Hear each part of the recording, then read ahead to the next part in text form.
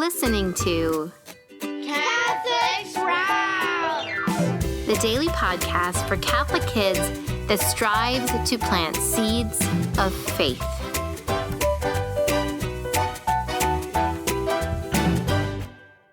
Hello, Sprouts. Today is Friday, October 25th, 2024.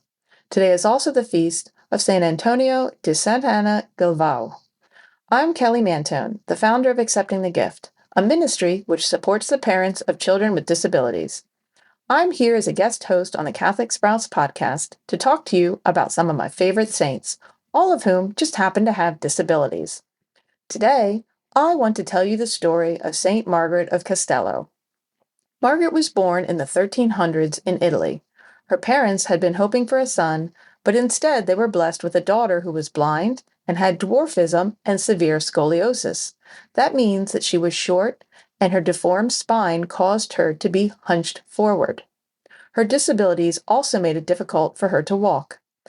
Her parents were so embarrassed by her disabilities, they kept her hidden in a room of their castle. When she was accidentally discovered by a guest, her parents moved her to a small room built on the side of the local church, and they bricked up the door, trapping her inside. Food was passed to her through a small door, and another small window allowed her to hear Mass and receive communion. The priest of the parish was kind to Margaret and educated her. When Margaret was a teenager, her parents took her to a shrine where many miracles had happened in the hopes of healing her disabilities. When she was not healed, they abandoned her in the town, never to see her again. She spent a while begging on the streets before a local Dominican monastery took her in, and she became a third order Dominican, which is a sort of religious order open to lay people. Despite being mistreated and abandoned by her parents, Margaret never became angry or bitter. She lived out her days with joy, and the people of the town came to love her. One day, there was a fire in the house where Margaret lived. The downstairs was completely engulfed in flames and would soon trap her upstairs. People were shouting for Margaret to come down when she calmly appeared at the top of the stairway. Removing her head covering, she threw it down to the people and told them to throw it into the fire. They did, and the fire instantly went out. When she died, the townspeople asked that she be buried in the church, something that was usually reserved for bishops and royalty. The priest wasn't sure this was a good idea. He didn't know if Margaret was indeed a saint or not.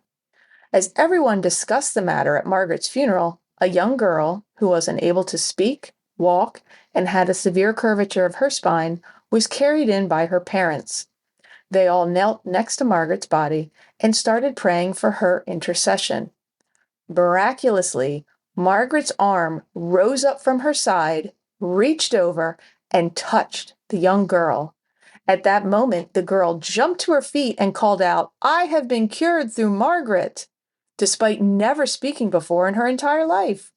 Everyone in the church cried out in joy, and Margaret was indeed buried in the church under the altar at St. Dominic's Church in Costello. Her feast day is now April 13th. I hope you enjoyed this week's saint stories. Who was your favorite?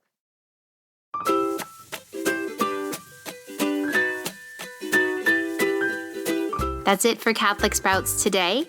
We'll be back tomorrow, but until then, continue to grow in your faith and truly sprout into the beautiful creation that God created you to be. Hi parents, I'm Kelly Mantoan, the founder of Accepting the Gift, a ministry for parents of children with disabilities. I'm sharing the stories of some of my favorite saints this week, all of whom happen to have disabilities. Maybe you've heard of some of them, or maybe they're all new to you. These saints display a range of disabilities that will help your children learn that everyone, regardless of their abilities, can serve the Lord. I encourage you to look up more information on this week's saints and seek out other stories of saints with disabilities. There's more than you think.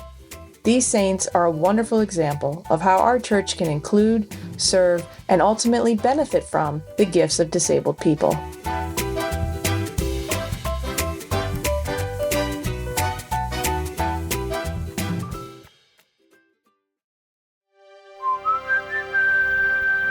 This podcast is part of the Spoke Street Network. For more great podcasts, visit spokestreet.com.